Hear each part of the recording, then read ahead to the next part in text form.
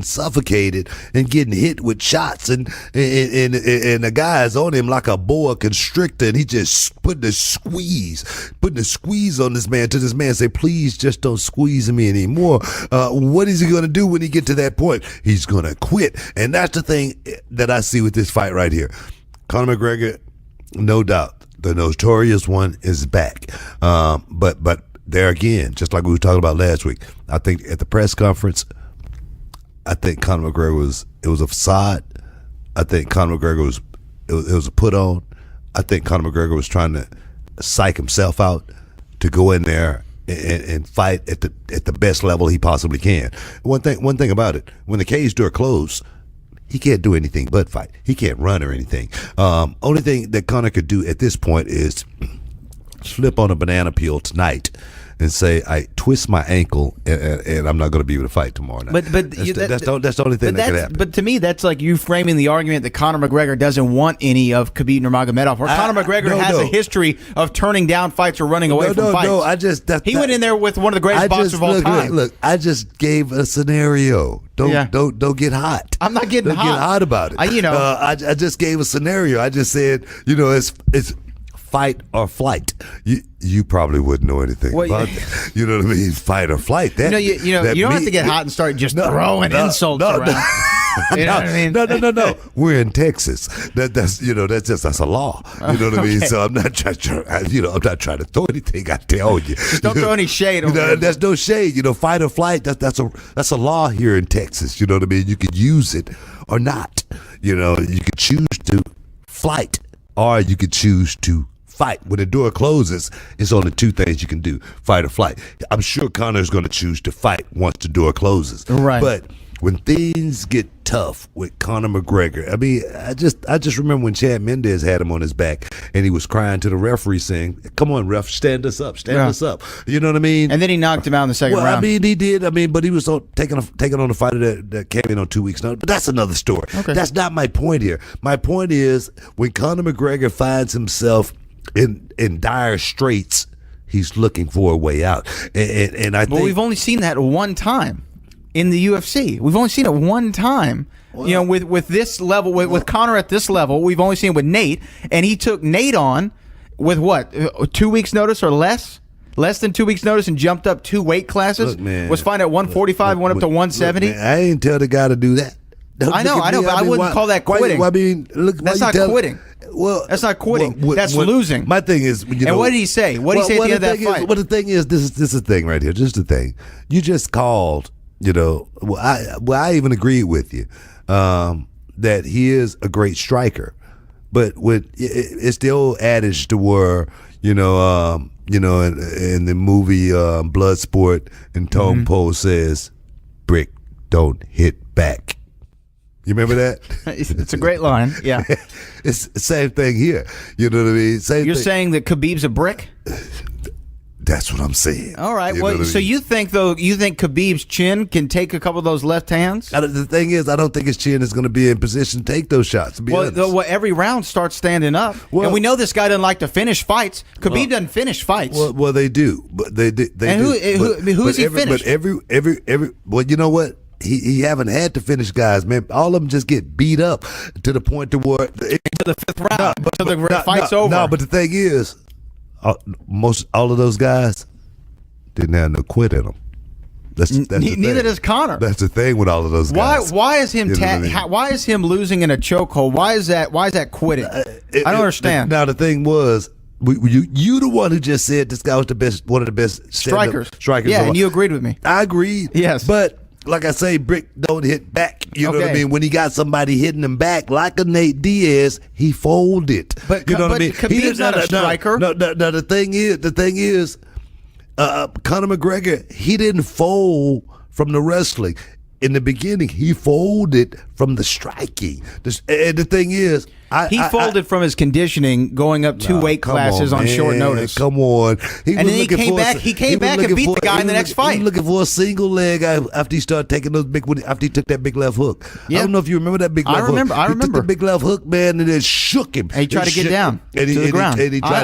He tried to pull guard or something. Conor McGregor tried to. What is this? My thing is this: when Conor McGregor did that right there, it showed a little something in the armor of Conor McGregor. Conor McGregor do not want to go out and get beat up. And the thing is, man, let me tell you something. When you done made all that money, you know, and you know you got millions in the bank, you find yourself somewhere in that fight and you start questioning yourself. You say, man, do I really need this? Do I really want this? And that's what's going to happen, I think. And the thing is, I've told you, man, I told you how this fight is going to happen. I've told you how it's going to finish. All you guys out there running to Vegas, man, and putting your money down, you can listen to me, man, and you can listen to me right now, man, because I'm telling you the good news, exactly what's going to happen. This fight is going to go 3.5 rounds. Okay, it's going to go 3.5. I agree with that. Good rounds, and what's going to happen is going to get to a point, man, where the referee is just going to have to stop it. The referee is going to step in and say, "Please, Conor, save it for a rainy day. No, come back and fight ridiculous another day." That's what's going to happen. And Khabib is going to stand up proudly. He's going to stand up right over the carcass of Conor McGregor, and he's going to look down on this man, and he's going to look down on a broken, beaten man. That's what's going to happen tomorrow night, guys. If you're anywhere near betting odds, a bookie, that, you know what I mean. You know what's the guys that sponsor us? You know what I mean. Back in the day. What are you talking about? They don't sponsor us now, so don't give them any money. The betting sites. I don't know. Whatever sites. them. Go to the betting sites, man. Yeah. I'm gonna tell you, 3.5 hard. Look, man. I'm going to tell you, I've been calling fights since Mike Tyson and Buster Douglas, and I haven't gotten one wrong since. You know what I mean? So I'm telling you right now, you can go to the bank on this one right here. What's going to happen is Conor McGregor, when the last time he had an MMA fight, who did he fight? Eddie Alvarez. Yeah. And then it was 2 years ago. Then he fought Floyd Mayweather last year. Now he's coming back. Right. What's going to happen is it's hard. You know, and trust me, I know, guys. I know this. It's hard to get yourself back in top wrestling shape without actually being in the ring doing that on a regular basis. What's going to happen is Conor's going to come in. He's going to look in the first round. Conor's going to look pretty good. He's going to look real good until he falls on his back. And you know what? At some point in this fight, you know, it could be somewhere in the second round that Conor McGregor's legs get so lazy he just trip and find himself on his back. You're not giving the first ever 2-division champion any credit at all. You're giving him no credit. Khabib, who has Khabib ever beaten? Hey, man. Who has he ever beaten? Edson Barbosa? That's who we're talking about? Who has Conor beaten? Conor beat Jose Aldo in 14 seconds after Jose held the title for 10 years. He beat Nate Diaz. You know what? He beat Eddie Alvarez. You know what? You just said Jose Aldo after how many years? What, a decade? You know how much wear and tear that don't even start. On your body. Do you know how many people? Do you know how many people said? No. You had your turn. I mean, the thing is, right now, you look at Jose Aldo right now. He's the guy, the shell of himself. Yeah, because he got knocked out in 14 seconds. Before that, he was the greatest of all time. He's the beast, featherweight champion. Just retire with the title. You're never going to beat him. Conor McGregor knocked him out in 14 seconds. Man, Anderson Silva. How long was his reign?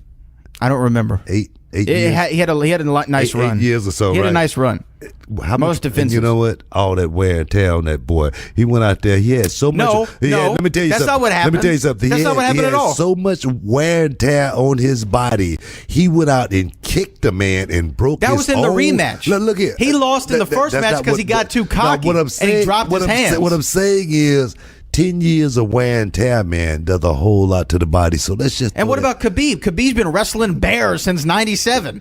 You don't think that's a lot of wear and tear when you're wrestling a bear? Well, he's wrestling a bear. It's not Booker. a lot of wear and tear on your body, man. When you're just going out there and you just riding, guys. And you're laying on the ground for 25 minutes. You're putting your squeeze on. You're putting a squeeze on that man. You're putting a squeeze on that man. You're squeezing that. Well, you know what? You're squeezing the life out of. I agree That's with you what's on gonna one happen. thing. That's what. Look here, man. I agree with you on one thing. You don't have to agree with me. I agree with you on one thing. All I got is this $100 bill right now on the table. All you got to do is just put another $100 bill down there to match it, and we'll have something here. I agree with you that much. Because I need to go to Papados, sometime in the middle of next week. Well, this is what I do agree with you on. The fight's going to be over in the third round, but it's going to be knockout Conor McGregor. All right, that's your call. That's my call. My call is 3.5 rounds. Khabib by strangulation, by an accumulation, by a barrage. It's gonna get ugly. It's gonna get bloody. It's gonna be good. It's gonna be real good. Heated conversation, y'all. Back in a minute. Welcome back to Heated Conversations right here on Sports Radio 610. Hey, guys, the show today is being powered by Walker, Texas Lawyer. If you need some help, guys, go to WalkerTexasLawyer.com. Hey, man, we're talking about UFC. That card is pretty good, man. I'm looking at the card right now. Conor McGregor making $3 million. And that doesn't include the back yet. Yeah, Khabib making $2 million. That boy can go to Russia and live off Russian rubles for a while. Is that the currency over there? Is it called rubles? I think so. Yeah. I don't know. I'm asking. Yeah, you'd know better than me. Yeah. I've been all over the world, man. I've been all over. That's what I'm saying. You know better than me. You get yen. You go to Mexico. You get pesos. Pesos, I like pesos. Yeah, I love it, man. I love it. But definitely, man. Let's talk. Let me run down the odds, though. Can I run down the odds for you? Sure, you can. Because the majority of people seem to agree with you. Khabib Nurmagomedov is the favorite. He's a minus 160 favorite to Conor's plus 130. Khabib, of course, the defending fake champion, but defending champion, I guess. You can call him whatever you want, man. He didn't beat the champion, but he beat a guy to win the title. Call him whatever you want, man. Whatever you want. Conor have done that a couple of times too. Has he though? Because he beat Eddie Alvarez and he beat Jose Aldo. It was interim, interim stuff. Yeah, no. Well, actually, he was the champion, but that doesn't matter. Tony Ferguson's fighting Anthony Pettis, which should be a great fight. He's the minus 340 favorite against Anthony Pettis. Do you think those are good odds? I don't think they're giving. Who's favorite in that? Tony Ferguson's minus 340, Pettis plus 260. Definitely. The thing is, man, Pettis had a nice little comeback though. Pettis recently. don't fight good, moving back. You know what I mean? It's a fight that he's definitely going to be moving back. Tony Ferguson is a guy that's got cardio for days. Is a guy that can get hit. You know what I mean? The kicking, play is going to go out of the window as far as Pettis goes, because if he kick one time and get taken down, it's going to be a long night for him, because that boy Tony Ferguson, when he gets you down, he beats you up real good, and then he can submit you from anywhere on the mat. So it's going to be a long night for Showtime Pettis. Well, here's another interesting fight. Alexander Volkov is the minus 170 favorite going against Derek Lewis. Of course, we saw Derek Lewis in that horrendous fight the last time we saw him. Well, you can't blame Derek for that. Derek, maybe the odds are because of that last fight with Ngannou. One thing about Derek Lewis, the guy has done one thing since coming into the UFC. Very, very underrated, but he goes out and win on most occasions. No matter I agree. who you put him against, Mark Hunt, no matter who it is, the guy goes out and win. Against Ngannou, the guy goes out and win. So I don't know why the odds are so shifted one-sided. I think Derek Lewis, this is a fight that he can go out there and can win, as well as if Derek Lewis goes out and win this fight, he should be the one next in line for a heavyweight title shot. I don't disagree. I think either one of these guys could get a shot, but of course we know Brock's Well, the next. thing is, we know this. We know this. If Francis Ngannou would have beat Derek Lewis, he would have been the next guy in line for that. That was wishing Ngannou went out and trashed. But he Derek didn't. Lewis, but it didn't happen that way, and that's the UFC. That's the UFC right there. If Derek Lewis go out and beat Volkov, he should be the next one in line against DC. Now, can he beat DC? that's up for debate. You know what I mean? I don't really think so. Maybe not. I don't know. But we know. The next one is Brock. One lucky shot. One lucky shot. That's all it takes. But Brock is the next one, and then we'll see where he. After that. Yeah, well, then that's meaning DC is going to win that fight. I don't know about that. But this was the last fight I wanted to talk about. Sergio Pettis versus Formiga. Sergio Pettis is the -160 favorite. You say Formiga, man, is a bad little dude. That little dude, man, can fight. You know what I mean? So Sergio Pettis is a up and comer. He's a guy that's looking to make a claim in the UFC. He's a guy that's got all the technical skills, a fighter should want to possess. But against Formiga, this is going to be a test. This is going to be a contest that Pettis is going to have to show up. He's going to have to show up with his A game. He's going to have to use every tool in his tool bag to come out on top in that fight, and that's a fight I'm intrigued, very very intrigued on watch. Like I say, I'm ordering the fight. I'm going to be watching the prelims.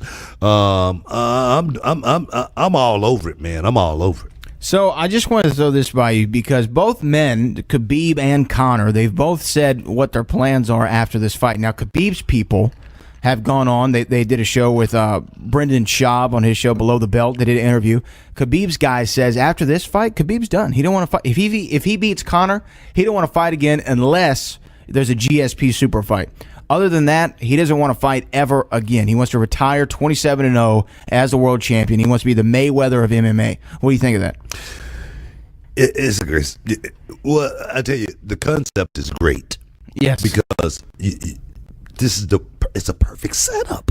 You know what I mean? You tell the world what they want to hear, man. I mean, come on, look at our president, man. He tells the world what they 40% of them want to hear. You get people hyped up, man. Now, by Khabib saying, look, after this fight, it's over. You guys are never going to see me ever again. Especially after how he's going to go out and win this fight. That right there, that's the beauty of the setup. You set it up and then you go out and deliver, and then you really put yourself on that Mount Rushmore as far as not, being one of the greatest fighter, but drawing the most revenue, making the most money. Now, what happens is he retires. But now the UFC want to beg him to come back. You know what I mean? We're going to pay you whatever you want. Yeah. We're going to give you whatever you need. What? Private plane? Get it for him. You know what I mean? What? You know what I mean? Girls? Hey, Spicer, take care of it for him. That kind of stuff. I think that it probably a lot of it is posturing by Khabib. I don't think that he's really going to retire. Man, it's a great idea. But I also don't think that if he beats Conor McGregor, he's going to go down as an all-time great either. Why not? Why would he? Why wouldn't? I mean, if not beating Conor McGregor, but going out and beating Conor McGregor, going out and doing something to Conor McGregor that no other fighter has ever done. But we've seen him lose. But the thing is, this one fight, like I say, if it happens the way I see it, just like you finna talk about what Conor McGregor said what he was going to do, acting would be great. Going into another career. But that's maybe, not what he said. I'm sorry. Coming to the WWE. Now that he'd make some money there, he definitely makes some money there. But what is he going to? Wait a minute. Is he going to be on 205 Live? I don't know. Hey, a WrestleMania main event was The Big Show versus Floyd Mayweather. So anything can happen in the WWE. Anything can happen. Now, hey, wouldn't that be a big match though? Rey Mysterio versus Conor McGregor at WrestleMania. No. That'd be a great match. No. I would buy that. No one would buy that. I'd buy that. Braun Strowman versus Conor McGregor. You're the only one that would buy it. You're the only one. No, I'm not. Hey, okay, so this is what Conor says he wants to do after this fight. I mean, I guess if this is a win or a loss. I wasn't right? No, you're not. Oh, okay. He still says that he would like to box. He still has boxing open. He said, I would like another shot at Mayweather. If Mayweather wants to come into the octagon, I'd love that, but I'd like to fight him again. That'd be a great payday. I don't think it'd be as big as the first one, but they'd get paid again. He also says, anytime, any place, whenever Nate Diaz wants another rematch, he said he'll give him to that. He'll give him a rematch. He's earned it. he respects Nate Diaz. He says he'll give him a rematch. You know, I disagree with all of that. You know Why? what I mean? Because guys like Tony Ferguson is out there. You know what I mean? That's looking for a fight. That's not a big money fight for Conor. Well, Nate would be a big fight. The thing fight. is, who cares about the thing is, Conor, you've made your money. So let him make more. Don't hate on the guy. It's not about now he's Conor, got 2 other ones. It's not about Conor McGregor right now. I mean, and him making money. He's made his money. Now, if he wants to stick around, he needs to fight guys. I mean, don't nobody want to see him fight. What? You So know. DC's not going to stick around and fight guys. He's going to fight Brock and John Jones, and then he's going to retire. Well, that's what he says. That's You what he's know going to I mean? do. We don't know. That's what he's going to do. Well, I mean, maybe you've talked to his agent. I have. I've heard him. I've heard it out of the horse's mouth. Now, there's another fight Conor says he wants. He says he'd like to fight Anderson Silva. Of course he would. I mean, why wouldn't he want to fight an almost 50-year-old guy? Well, I think he just for the legacy. Why? I mean, why wouldn't he? He says he has. Why not call out some of these young, studs? He says, because they're not money makers. I mean, he is a money-making fighter. See, the thing Make is, the money or go. The thing is, Khabib barely has enough not cachet. what the UFC is all about, man. The UFC is about fighters, champions fighting number one. Yeah, but contenders. Conor is not just a regular UFC fighter. Well, after this fight, he will be. No, That's he the won't. thing. After this one fight, trust me, Conor McGregor, his stock is going to plummet. I mean, it's going to be like that's ridiculous. 2008. That's a ridiculous. For Conor That's McGregor a ridiculous statement. After this one It's a fight, ridiculous statement. And his stock didn't plummet after Nate Diaz. After he tapped out in the second round. Well, he quit too quick. If he would have took a little bit more of a beating, you know what I mean, like a real man, you know what I mean. That's what would have happened. He also says he'd like a shot at whoever the 170-pound champion is. So it'd be that Tyron or whoever. Now, see, you've not heard one time Conor McGregor call out a Tyron Woodley. You know why? You've never heard. Well, I guess if Tyron's the 170 champion, that's him calling him out. It's easy to say, well, I'll fight the 170 champion, hoping that the 170 champion changes by the time the date comes. That would be a great fight, though. Conor and Tyron. Well, Tyron has mentioned Conor McGregor many times. It'd be a great fight. He's mentioned him many times, but I've not heard one time Conor McGregor say, "Hey, put me in the ring with that African." You know what I'm It's saying? not Ngannou. I think African American. African American. You know what I'm saying? That would be a great fight, though, would it not? Wouldn't that be a great fight? Tyron Woodley, Conor McGregor. You know what? That would break the box office. I think that would be a really, really good fight. But I think the same thing would happen, with most of the guys that, go in there with Tyron Woodley. They underestimate his, I still think you have a lot of faith in Conor. That's how it comes across. That's not it, man. It comes across as you don't have a lot of faith in I just Conor. don't think, the guys that Conor beat, like I say, in the featherweight division, were Jose Aldo. They were, like I say, they were all small, little guys. Okay, so what about him beating Eddie Alvarez? What about him beating Nate Diaz? Eddie Alvarez. How many years he got?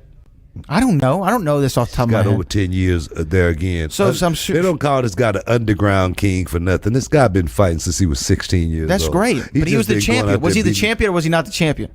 What difference does that make? That means he's the best.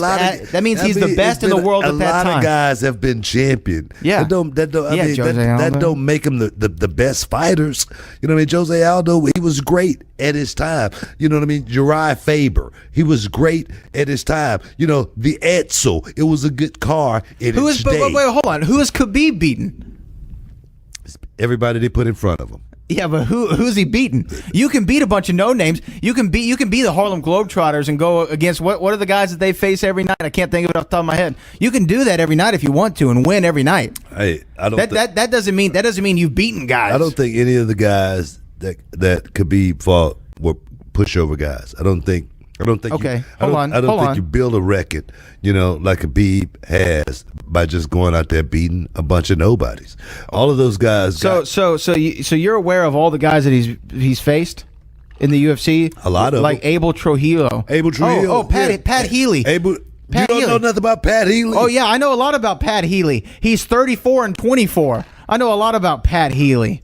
Come on now. Who else? Michael Johnson. What about Trujillo? What was his record? Oh, let's look up Abel Trujillo. Yeah. Abel Trujillo is an under 500 fighter. He's 15-8. It's a pretty good fighter. That's a pretty good fighter. You get in there with a guy that's 15-8. I'm not. See what happens. What about the great Ali Quinta? Alec Winter, yes, that guy was pretty good at his time. That guy was a pretty good fighter. Yeah, okay. You naming guys that you don't know. No, but I'm the, naming but the guys. MMA world knows all about these guys. Edson Barbosa, I'll give him some credit. Michael Johnson, toward the latter portion of his career, I'll give him some credit, but I'm just saying. Wait a minute. Michael Johnson, latter part of it, the guys. He just came back. What was that, a year ago? You need to go do your research, man. Hey, guys, this is heated conversation. It is about to get real heated up in this one. Hey, guys, we'll see y'all next week. Same place, same time. Now, stick around. Later on, we'll be hollering at you. Conversations right here on Sports Radio 16. Hey, guys, the show is brought to you by Walker, Texas Lawyer. If you need some help, make sure you get Walker a call or just get with him online at WalkerTexasLawyer.com. Got my man Brad Gilmore here with me. As always, getting ready to do this thing, man. It's a big night. It's fight night. Fight night. Conor McGregor is back, and Conor says, war is upon us. I'm looking forward to seeing exactly how this war play out tonight, guys. We will be making picks, as far as, the outcome, who's going to come out on top in this thing later on tonight. Bradley, how you feel about it? I'm excited. You know what? I mean, I think it's been a little bit since we've had a major UFC. Does this feel like a super fight to you? Because last time, you remember, Stipe and DC was the super fight. Yeah. Does this feel more like a super fight? Well, I mean, this feels more like a super fight. I mean, me personally, I'm paying for it. I'm gonna pay for it. I'm gonna support the cause. A lot of times, these pay-per-views are. I said, man, I ain't paying for that. You know what I mean? I'm not going because it'd be like one fight and a bunch of names exactly. I'm not going to spend money on that. But this fight is definitely intriguing, as well as the fight card is intriguing. We got guys on the card that we actually know. That's the biggest shocker of them all. The last pay-per-view, the main event was the only guys that I knew pretty much on the whole card. Everybody else on the card were guys that I was talking to Steve Austin about it, and he was trying to really put it over, and it was hard for me to really put the show over because I know these were guys that we never probably was going to ever see ever again.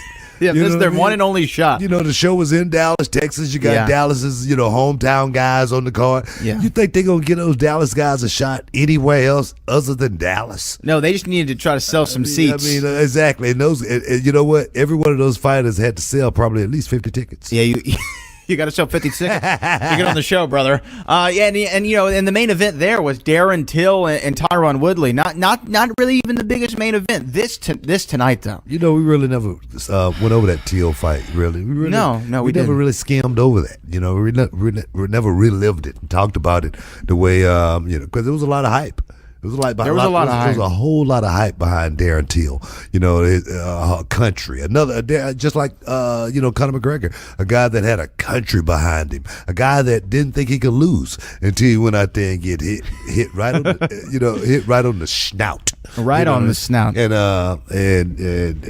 there again, he wakes up the next day, looking up, a guy that was, on top of the world the day before, and then the day after, shattered dreams. He had a big opportunity, but I think he'll get another opportunity down the road. I think he's still a really good fighter. He's a young guy. He's like, what, 25? 20. I think he's a little older than 25. I think he's 25. Is he? Yeah. Or he might be younger than that. He might be 24. The clock is ticking. The clock is ticking on these guys. Just a little while ago, Alexander Gustafsson was the flavor of the month. Everybody thought Alexander was going to be the guy to come in and take over the division and bring a country with him. Pay-per-view buy rates up everywhere. You know what I mean? It just don't happen like that in that Came sport, and win. man. In Yeah. MMA, man. Cain Velasquez. You know what I mean? That another guy. He had a nice little run though. I think he's trying to get back in. Yeah. What happened? I think did he fail a drug test or something? I don't remember. No, he had a big injury. He had a bad injury. His back, right? It was his back that had him out. But remember, we saw him training down there at the Performance Center down there in NXT. So we don't know what he's coming back for. I think before that, it might have been something. There might have been something. Well, with the way USADA works, you never know. Yeah, I mean, these guys, here today.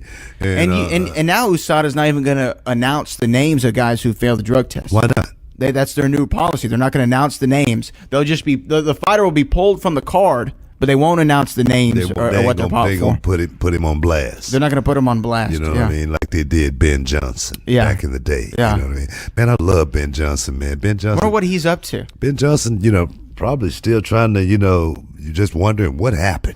How did I get caught? I mean, Ben Johnson, I don't know. Sometimes I go back and relive that race. I tell you, man, Carl Lewis, no doubt, man, fastest man in the world. But on that day, Ben Johnson had nitrous oxide. Yeah, he had more than that. I mean, he came out of the blocks, man, like bam, you know what I mean? And he hit that 100 meter dash, and it was something like I'd never seen. It was like a car on the track. That's how fast he was going. I was like, wow, man, that's unbelievable. That's what the PEDs do to you, man. They give you that extra energy. Well, look at old Lance Armstrong. Oh man, Lance Armstrong, man. They call Lance Armstrong the most prolific cheater in the history of all sports. Who do you think though? Like, because there's been a lot of people in different sports who get thrown with that they have that asterisk next to their name. Lance Armstrong's one of them. Barry Bonds is one of them. Mark McGwire's one of them. Both of those guys. You can, the list goes on. John Jones is kind of somewhat like one of them. I mean, he has. I think he falls in that category. Yeah, he definitely falls in that category. I mean, you look at guys like DC. He hasn't fallen in that category. He's never failed the test. I mean, it's just like I was just talking about. This Kavanaugh thing. Ain't no women gonna come out on me. Because that's right. I'm not dirty. Right. You know what I mean? You know if you're dirty or not too. Right. It's one thing. I was listening to a guy, online. He was talking, and a reporter asked him a question. I know the guy. I know him personally. And the reporter asked him a question. They said, "Have you ever, did this or did that?" And he goes, "No." And I knew he was lying. And the person is Ahmed Johnson.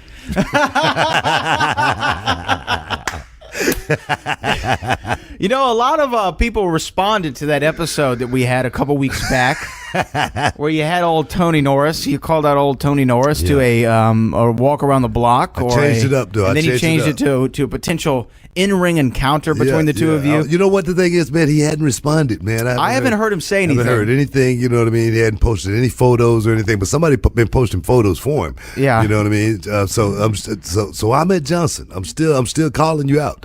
You know what I mean? I want to meet you in person. Reality of wrestling. You know what? Though, because hold on. Because if you do it at Reality Wrestling, that means you're on your home turf. You have home field advantage. What? We should give him home field advantage, and we should do it in Dallas Cowboy Stadium. No, Shipley's Donuts. We should do it in Dallas Cowboy Stadium. That's where he played, and that's where he would feel at home, on the gridiron. You know what? There again, reporter asks a question, and you give them a certain answer. Now, these days, stuff can be looked up. You cannot lie about stuff these days and get away. It's just like me. I say I'm going to write a book and tell everything. You know what I mean? So I cannot lie on myself. This will keep me in check. This will keep me in check. This is the truth. I mean, you go read the book, and then you come ask me a question and see what I say. If I change the answer, you'll know I'm lying. You know what I mean? If you go look it up somewhere, you can't find it. You know I'm lying. It's just like my 35 championships. You can go look all of them up. You know what I mean? They're all listed. They're all dated. Yeah. When I want them. And that's the thing. But I've been jumping another story. Reality of wrestling is going down, guys. We are a week away from Reality of Wrestling. Some big matches lined up on the card. Fatal 4-way. Yeah. You got Rex Andrews, Gino. Rex Andrews. Put him in a special match. Abel Andrew Jackson and Ryan Davis. Davis is fresh off of coming back from Japan. I know he's hungry. Yeah. I know he wants the title around his waist. I know Abel Andrew Jackson is the guy. He's looking for votes right now. The primary is here. You know what I mean? So it's Gino, who's won it 3 times. Let me tell you something. Gino deserves a rematch, and there's no better way to get a rematch other than in a fatal 4-way. I say put Rex Andrews in this fatal 4-way and let him go out there and sink or swim. You know what I mean? Sometimes you got to swim before you get wet. You know what I'm saying? That's the way things are in this business. You know what I mean? So the way I look at it. The way Rex Andrews came at me, he said some disparaging things. So I say, you don't bite the hand that feeds you. You don't bite the hand that feeds you. So I'm going to make sure Rex Andrews get everything he got coming to him next Saturday night. How long he's been champion? A couple of months or so? Yeah, 2 months. He's about to lose it. He's about to lose the championship, and it's going to be quick. And the thing is, it's going to be painless too. It's going to be very, very painless. Rex Andrews is going to be on his way back to Dothan, Alabama. I'm going to get him a one-way bus ticket to Dothan, Alabama. Alabama after the match is over with. So, guys, come out and check Rex Andrews' last match at Reality of Wrestling Fatal 4-Way. He's going to get beat up, bruised, battered, and torn at the I mean, you sound kind of like you're punishing the guy for. Well, I am punishing him. But he just, for those of you who don't know, he said some things about you after his last title defense, and he said that he wouldn't defend the title. Rex Andrews is a kid who came to me 7 years ago. This is a kid who I took into my to my home here at Reality of Wrestling. This is a guy who just had the biggest thing on him was his ears. You know what I mean? I mean, his biceps was about a 14-inch. You know what I mean? His head was about 18 and a half to 20. You know what I mean? So I mold this kid into what he is today. And the thing is, I've seen it many, many times. You know what I mean? Shaw Brothers Productions. You know what I mean? The sensei go out and teach the kid. The kid want to go back and think, he's better than the sensei. And that's what this thing is right now. Rex Andrews think he's better than everyone in Reality of Wrestling. And you know what? Calling me out, he may think he's better than me. He is very accomplished. But the thing he's won the TV title, the Texas Championship, now the Reality Wrestling Championship. The thing is, who made all that possible? If it wasn't for me, would there have ever been a Rex Andrews here? True. If it wasn't for me, would there have ever been a Rex Andrews Texas champion? No, if it wasn't for me, would it have ever been a Rex Andrews television? If it wasn't for me, would it have ever been a Rex Andrews Reality of Wrestling champion? If it wasn't for me. That's the thing. You make a lot of great points. But I still don't think. I don't think he should be punished. A challenge. My thing is this here. Is that DDP? It could always be calling DDP. me. No, that's not DDP. Okay. Hey, but guys, DDP got a new book out. He's sending it to me right now. It's an inspirational book. It's something that you can definitely be motivated by because DDP is the ultimate motivator. He's a guy that's going to make you do things that you didn't think that you could do yourself. And that's what I've noticed about, and the thing is, it shouldn't be a surprise or anything, DDP has gone into this direction for me because even back in the day, in the locker room, DDP was, mentoring guys and giving guys direction and telling guys, hey guys, you could do this here and it'll make you a little bit better. Hey guys, go out and do this here. It might work for you. And he was the ultimate, entrepreneur as far as creating the bang, you know what I mean? But throwing also up the diamond cutter. But he's the one who told you about, hey, you should take that 5-time and run with it. You need to, come up with something, that 5-time thing, you know what I mean? You gotta figure out something, I got the it's me, it's DDP. You gotta come up with something like that. I remember Dallas telling me that in the locker room, on a ride somewhere. I think we rode together on a trip one time, and that was totally one time was enough. By design. DDP was the type of guy that would watch his matches back then on VHS. On the ride all the way to the next town, critiquing himself. Yeah. That's why he got to the level and he I'm did like, so quickly. man, don't nobody trying to hear that. You know what I mean? Once you put that down, man, we still got 200 miles to go. Oh, don't worry about it, bro. I got 3 more back there, man. You know what I mean? Not a bad DDP. But that's what my man DDP's all about. He's sending me the book. Yeah, it's called Positively Unstoppable: The Art of Owning It. Yeah, he's going to be sending it to me. I'm going to be checking it out and take some excerpts from it and give you guys, the good parts and bad parts. Yeah, what I think, can help. And maybe we can have, when it comes out, we should have him on. We got to get DDP. We can have him on for the whole show because he's a great talker. Last week, man. Man, I got the spoon book, man, coming out, man. I need you to. I'm like, man, come on. This me, man. This me. Hey, guys, this is Booker T, Heated Conversation, Sports Radio 610. Stick around. We'll be back in a minute. Welcome back to Heated Conversation right here on Sports Radio 610. Guys, the show today is powered by Walker, the Texas lawyer. If you need some help, make sure you get in touch with Walker, WalkerTexasLawyer.com. Do it. Do it now. I'm sure he'd do it for you. Hey, man, this is a big, big night. I'm be honest, this is the most excited I've been for a UFC fight in maybe all year. Well, this is the most excited I've been for a Conor McGregor fight. Okay. I was listening to Nate Diaz, and he was talking about how Nate Khabib fight like a little woman. He didn't use that term, but yeah, that doesn't sound like a Diaz term to say. I think I know what you may have meant. Yeah, you know what I mean. And my thing is, he's not looking for a fight, with Khabib or anything like that. No, he don't want to get mauled or anything like that again. This guy is a different kind of fighter. When you hear a guy like Nate Diaz, definitely say, look, man, I ain't interested in going down that road no more. That's a very, very bumpy road. You know what I mean? I don't care if you riding in a Bentley. You know what I mean?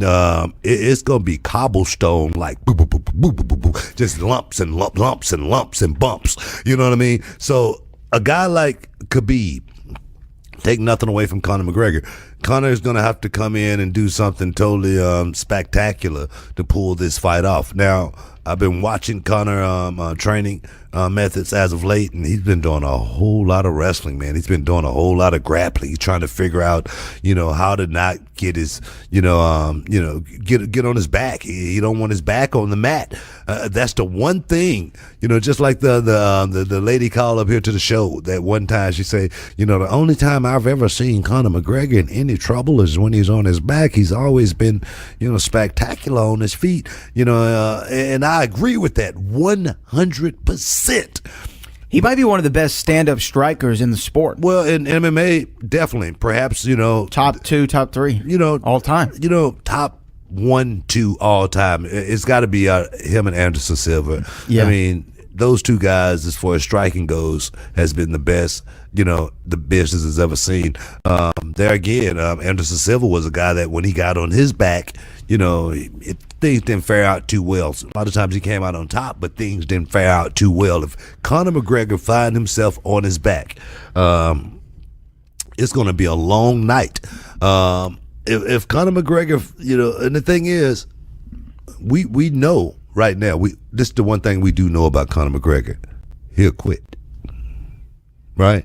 We know he'll quit, right? We know that. How do we know that he'll quit? Well, I mean, because you've seen him tap out. Is that what you're saying?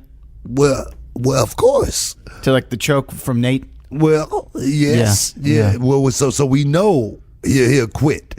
You know what I mean? I don't know if that's quitting. No. I think that's just losing. Well, no. He was in dire straits prior to quitting by getting hit with big shots. Yeah. He started feeling conditioning. Now, I think that's the biggest knock to Conor is his conditioning. Well, I don't doubt Conor's conditioning or anything like that. Conor's conditioning is good when he's winning. Well, that's one way to look at it. But, I don't know how many Conor fights have gone to the 5th round. I mean, I know the Nate Diaz fight, the second one, went to the 5th round. Did he go to the 5th round with Chad Mendez? I don't remember. I don't think so. I think No. I mean, the thing is, Conor McGregor is a finisher. I mean, no doubt, he's a finisher. But one thing I've always said, Conor McGregor was bigger than most of the fighters that he fought against. You agree with me on that or not? Definitely in the featherweight division, absolutely. Well, I mean, he was bigger than all of those guys. Yeah. And then when he moved up, he got trouble. He got trouble from Nate. He jumped 2 weight classes. Yeah, and okay, then tell me this here. Do you think Nate Diaz